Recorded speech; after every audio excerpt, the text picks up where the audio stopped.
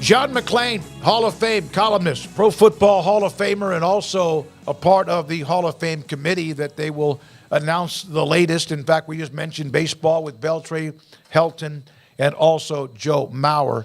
John, into that way, you guys have a committee. Everyone gets up, or whoever, they're attached to a name, they make a speech, whether it's John Elway sit down or whatever it might be, and then you guys chew on it, you vote on it, you get to a certain level, and it whittles down.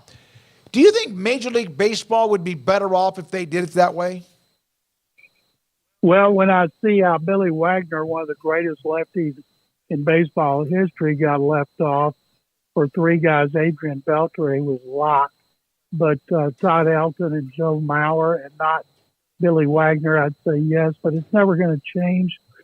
They have over 400 members, and they send in their ballot. Like Derek Jeter, one person didn't vote for him. And I'm thinking, I'd like to know who that was.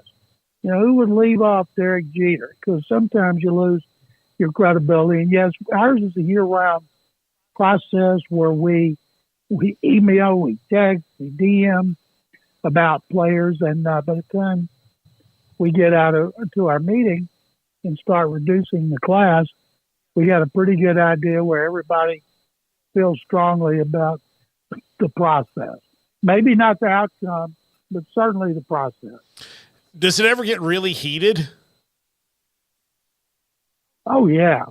Yeah, it does. When I first got on the Pro Football Hall of Fame Select Committee 30 years ago, there was a lot of guys that were older, my age now, and they were on it, and they used to, boy, it was heated. And they would go at it like crazy, and it was entertaining to watch them. Now we're much more civilized. We do have debate, but not like it used to be back then when some guys made it personal. John, Baltimore 34, the Texans 10. The season comes to a close for DeMeco Ryans, C.J. Stroud, and company. What's kind of the last, I guess, takeaway from this Texans season as they now start to look ahead to what they can build off of from this year? Well, Craig, it was 10-10 at halftime. They, Baltimore's best team in the NFL this season. Baltimore hammered the 49ers in Santa Clara. And they led the Texans 7-6 at halftime of the first game of the season, won 25-9. And then they lost. This one was tied at the half. And Peter King this week had a great note. C.J. Stroud is 0-4 against the Harbaughs, 0-2 against Jim at Ohio State, and 0-2 against John this season. And they'll get the Ravens here next season. They've never beaten Baltimore. They're 0-8. And but it'll be fun to have a game again. Texans have a lot of needs, starting with their mediocre running game. They've got 35 guys whose contracts are expiring. They have to decide which ones they want to bring back, how much money they'll offer them. They've got the fourth most cap room. General Manager Nick Caserio has just done a great job rebuilding this team.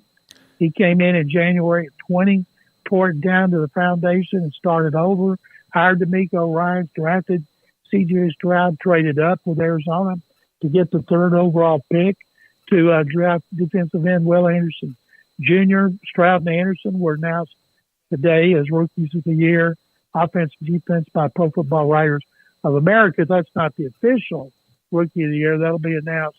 Those will be announced, I think, on the NFL Honors Show 3 days before the Super Bowl. But things are definitely looking up. John, Lamar Jackson, in the offseason, there was the thought that he and Baltimore were headed in opposite directions. He was out there for anybody to sign and make a deal for. And I know they'd have to give up some draft picks, but it was there. And, he eventually, gets back with the Ravens and they bury the hatchet and got the contract done. But how many teams that could have had him, I'm thinking one in particular like Atlanta, are probably kicking themselves right now that they did not maybe go get Lamar Jackson before what has now been his best season?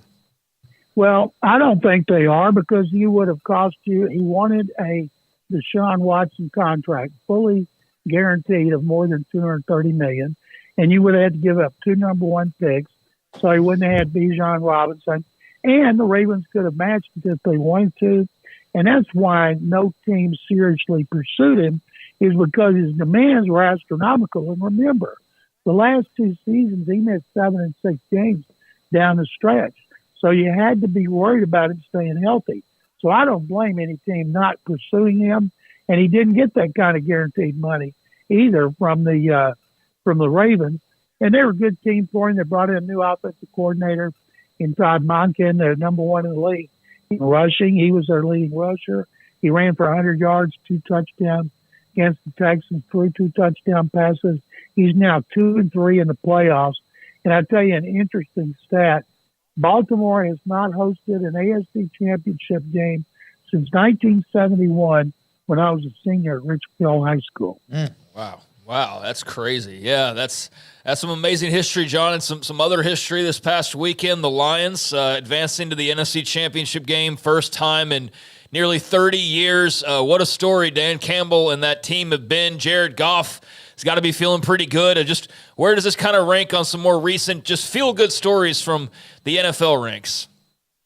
Not many are better, considering the Lions won 1 playoff game since 1957 when I was 5. And I tell you this, I've been tweeting and using on my talk shows around the country about Dan Campbell, born in Clifton, pointing out where Clifton is in relation to Waco, grew up in Glen Rose. And you think about how small Glen Rose was back then. I don't know what class it is now, maybe 3A. It's a 4A to school. go to 4A school, now. Yep. And then to go to College Station, to A&M, and now end up with a chance to go to the Super Bowl is amazing. You know, I think, who doesn't like Dan Campbell? And you may not like the Lions if you're a division rival, but what a story. The longest suffering fans in pro football, and with a head coach who likes to bite kneecaps. It's just an unbelievable story. Now, I don't think they're going to win, but they got 2,000-yard runners. They have balance. They're going to lose at least 1 coordinator. Ben Johnson, the offensive coordinator. Aaron Glenn, the defensive coordinator, another Aggie, is interviewing for head coaching jobs. But it is an amazing success story. And if they beat the 49ers, my God, we're going to get tired of hearing about kneecaps during the Super Bowl week. I said this earlier, John. The Taylor Swift, Craig mentioned the media, the ratings of 50 million plus against the Bills. How much of that do you think is I thought it was Jason Kelsey. Everyone wanted to see him, who was funny. But how much do you feel like might be the bump when it comes to that number with her? I think obviously she's got fans all over the world. She's very popular.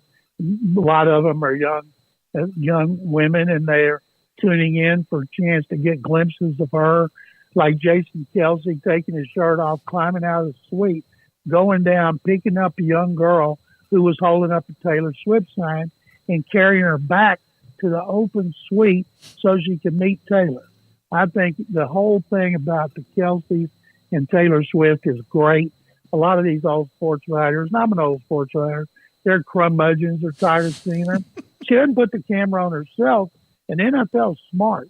They're trying to reach young fans. You know, they better hope she doesn't ditch him anytime soon. John, the Super Bowl's around the corner in Vegas. Do you plan on going? No, I never want to go to a Super Bowl again.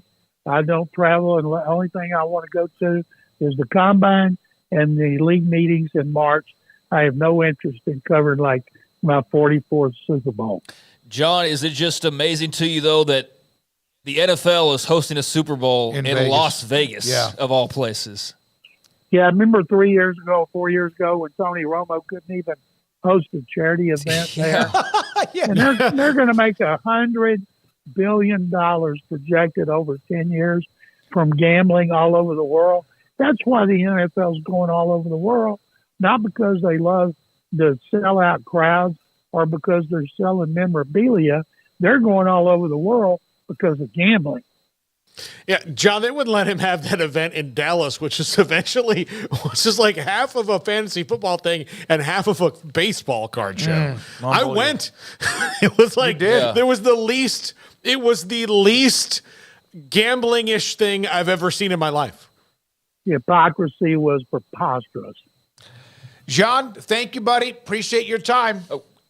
John, does Jim Harbaugh have a job in the NFL before By the the week's weekend, over? Looks like he's going to go to the Chargers so he can coach Justin Herbert. Guys, thank you very much. And sick 'em. Sick 'em. John McClain, Hall of Fame, Sports Radio 610 in Houston with us on 360.